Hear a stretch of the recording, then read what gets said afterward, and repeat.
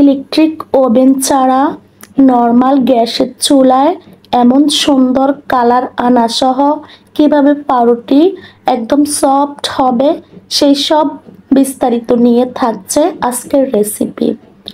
প্রথমে এখানে 1 কাপ দুধ নিয়ে নিচ্ছি, মেজারমেন্ট কাপের 1 কাপ।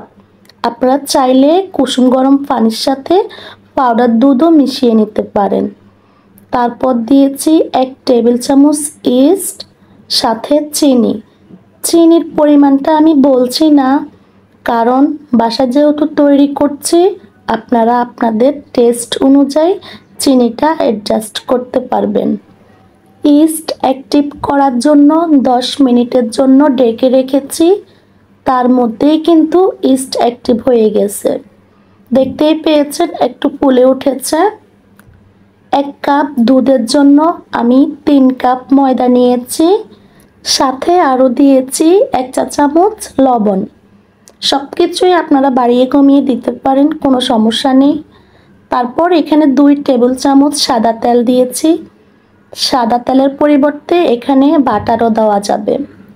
পাউরুটি অনেক বেশি নরম করার জন্য এই পর্যায়ে আপনাকে এভাবে ডোটা মথে নিতে হবে। আপনি যত পারফেক্টলি এই ডোটা মথে নিতে পারবেন আপনার পাউরুটি কিন্তু ততটাই সফট হবে। 2 থেকে 3 মিনিট মথে নিলেই কিন্তু ডোটা এরকম হয়ে যাবে। তো একটু ডো হাতে নিয়ে এভাবে দেখবেন, যদি টেনে নিলে পাতলা হয়ে যায় তাহলেই বুঝবেন আপনার ডোটা একদম রেডি। এ পর্যায়ে এই বাটির মধ্যে অল্প তেল ব্রাশ করে নিচ্ছি যেন ডোটা বাটির মধ্যে লেগে না যায়। বাটির মুখ ভালোভাবে বন্ধ করে দিতে হবে যেন বাইরে থেকে ঠান্ডা বাতাস না লাগে, তাহলেই ডোটা খুব তাড়াতাড়ি ফুলে উঠবে। আমি মোটা একটা তাওলে দিয়েও ঢেকে দিয়েছি। তারপর 40 মিনিট এভাবে রেখে দেওয়ার পর ডোটা ডাবল হয়ে ফুলে উঠেছে। আপনাদের একটু সময় কম বেশি লাগতে পারে, তবে এভাবে ফুলে উঠলেই কিন্তু পাউরুটি তৈরি করার জন্য ডোটা রেডি হবে।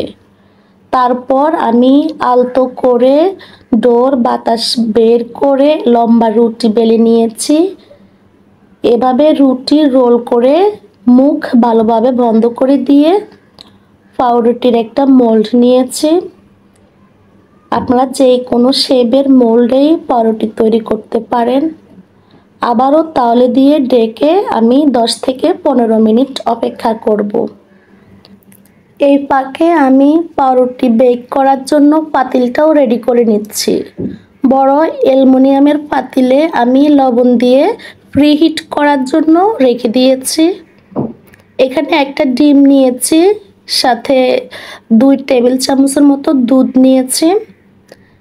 পাউরুটির উপর সুন্দর কালার আনার জন্য ডিম আর দুধের মিশ্রণটি উপরে ব্রাশ করে দিলে সুন্দর লালচে কালারটা আসবে।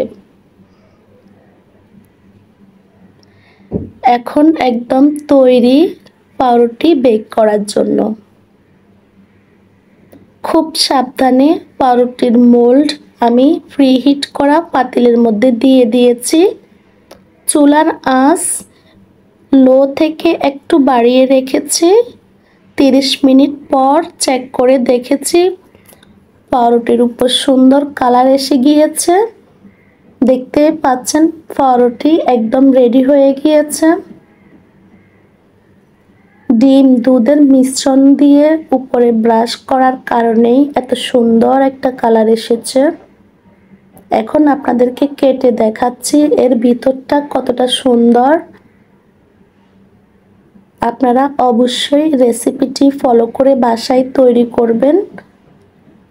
আপনাদের বাসায় পাউরুটি কেমন হয় আমাকে অবশ্যই কমেন্ট করে জানাবেন। আল্লাহ হাফেজ।